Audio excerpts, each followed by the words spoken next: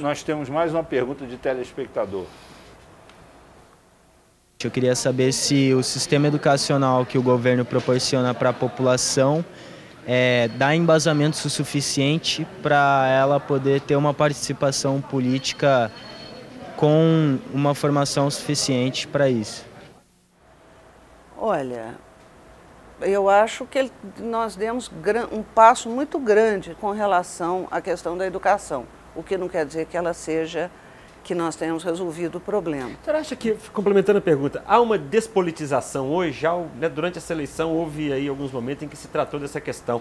As pessoas hoje são menos politizadas, estudam menos, se interessam menos por política? Acho que não. Acho que elas procuram outras, acho que elas, talvez elas não estejam se expressando nos lugares tradicionais, pensando no jovem, nos lugares tradicionais em que a gente está habituado, mas a internet é um lugar em que eles vão expressar um interesse político. Mas há uma educação política? Há uma educação política ou uma simples vontade de se manifestar de uma maneira até meio pouco... Eu acho que é as duas coisas. Acho que tem uma preocupação por parte dos jovens, mas que sai de determinados... Por exemplo, no meu tempo de estudante, meu tempo é um sinal de que eu estou ficando velha, né, quando a gente diz essa palavra.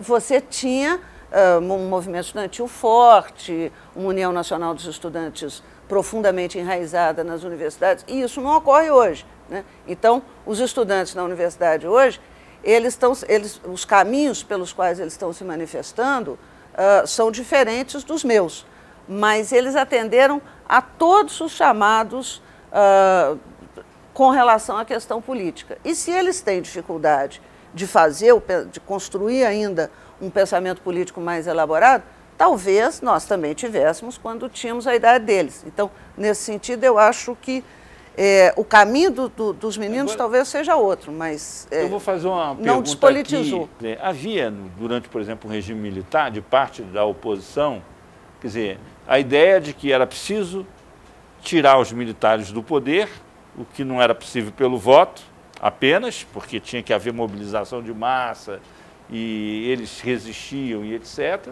Alguns até defenderam a luta armada para atingir esse objetivo. E a ideia também de resolver os problemas da dependência, da desigualdade no Brasil por um caminho não capitalista, vamos dizer assim, via o socialismo.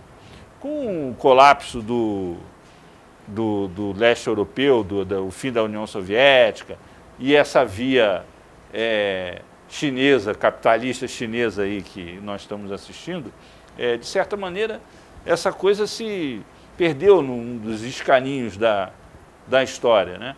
E a gente não tem mais, vamos dizer assim, grandes diferenças de projeto entre as forças políticas de esquerda... Para usar um clichê, os rebeldes estão sem causa hoje. Mais ou menos isso. Não, mas eles estão com causa, eles estão com causa. Veja o apelo que tem a questão ambiental para o jovem. Né? Sim, mas é outra coisa. Não é outra não coisa.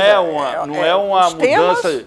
É outra coisa. Eles não estão defendendo o socialismo, mas eles estão defendendo... Sim, mas não é expropriar o grande capital, nacionalizar as empresas estrangeiras. Em termos, mas eles estão combatendo, por exemplo, a forma como as empresas estão se comportando na destruição do meio ambiente. Eles estão combatendo, por exemplo, o fato de que determinadas empresas de tênis estão, não, boicote o tênis tal porque está usando trabalho escravo em tal lugar assim. Os temas, o que está chamando não é mais a questão do socialismo tal como nós a conhecemos.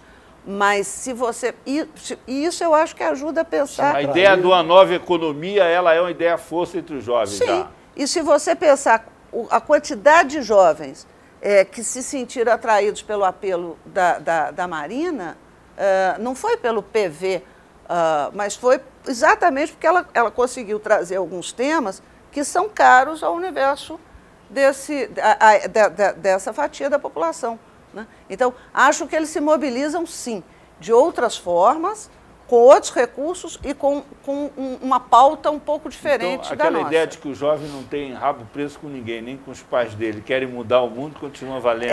E eu espero que continue valendo para sempre, porque eles precisam fazer isso.